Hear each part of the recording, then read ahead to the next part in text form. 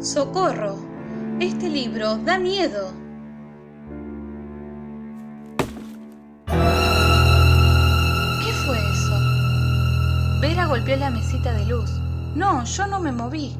Gise, ¿vos golpeaste? No. ¿Quién fue? Silencio unos segundos. Inmediatamente, sin que nos hubiésemos puesto de acuerdo, saltamos cada una a la cama más cercana que teníamos para buscar compañía. Éramos 8. Algo había golpeado la puerta, pero nadie se había movido de su lugar. Estábamos solas en la casa, en el medio del campo, en el medio de la nada, sin luz eléctrica. No había llegado el cableado para ese momento. No pude evitar pensar en Manos, ese cuento de Elsa Bornemann en su libro Socorro, 12 cuentos para caerse de miedo. 3 amigas deben pasar una noche solas, también en una casa de campo. Como tienen miedo, deciden agarrarse de las manos y se duermen tranquilas. Al día siguiente, cuando quieren mostrarles a los padres cómo es que superaron el miedo, intentan tomarse de las manos, pero no llegan. Las camas están demasiado separadas. Creo que cualquiera que haya leído este cuento se lo acuerda. La impresión, la pregunta de quiénes eran esas manos, todo colabora para que la sensación de terror perdure, aún en la adultez. Y creo también que por esa razón, Socorro se convierte en un clásico de cuentos de terror argentino. El libro fue publicado en 1988. Y el prólogo lo escribe nada más y nada menos que el monstruo que creó Víctor Frankenstein, al que también llama Frankenstein por un desplazamiento ya instalado en el imaginario popular. Ella es amiga del monstruo, comparten momentos juntos y recitan poesía, pero el libro y los cuentos surgen para ponerle los pelos de punta. Es difícil asustar a un engendro horroroso como él, pero Elsa le recomienda que no lea los cuentos antes de dormir y él traslada la recomendación a los lectores. Frankenstein no le hizo caso a ella y yo no les hice caso a ninguno de los dos. Me acuerdo que cuando era chica me desperté muchas veces pensando en ese ventilador que se desprende del techo como un arma mortal en la casa viva. Sin querer escribí alma mortal y justamente es eso de lo que se trata el cuento. Miraba mi ventilador y pedía por favor que no se cayera mientras estaba durmiendo. Así me asustaban estos cuentos.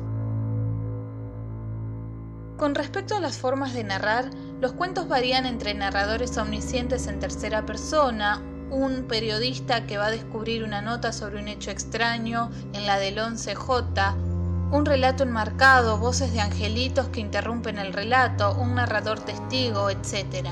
Es decir, cada cuento enuncia un nuevo universo con sus propias reglas. Bornemann toma también algunas leyendas japonesas que reversiona, se mete con los espíritus, con los robots, con los monstruos o seres extraños. Hay de todo para todos los gustos. El libro está dividido en 3 partes y cada parte tiene 3 cuentos cortos y un último cuento un poco más largo. La prosa es sencilla y ágil, ya que apela a un público juvenil. Pero lo más importante es que la autora nos sumerge en distintos escenarios aterradores, sobre todo cuando los espíritus se meten con el mundo de los vivos.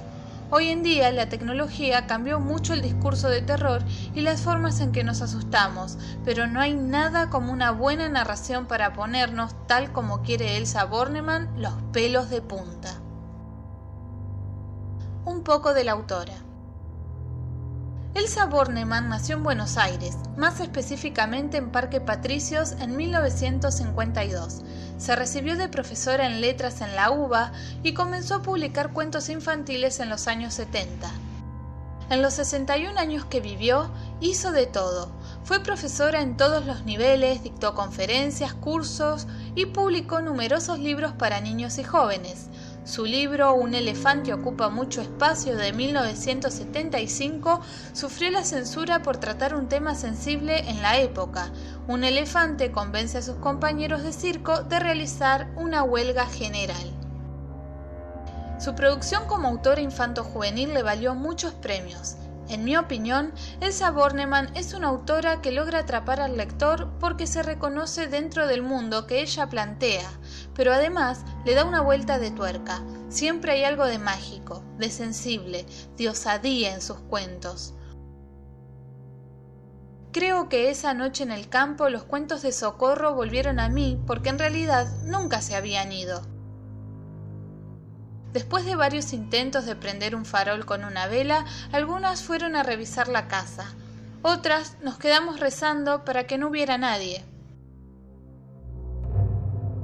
Al día siguiente, con la luz protectora del sol, pudimos ver que un rincón de la habitación, donde estaba la mesa que hacía las veces de escritorio, había varias cosas tiradas.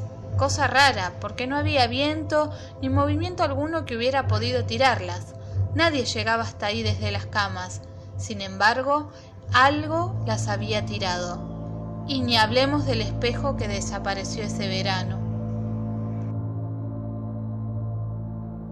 Estas fueron puntadas escritas por Inés Rando. Accede a todos nuestros contenidos en www.puntadasconhilo.net. En la descripción te dejamos todas nuestras redes sociales para que estés al día. Puntadas con Hilo, la intención detrás de la acción.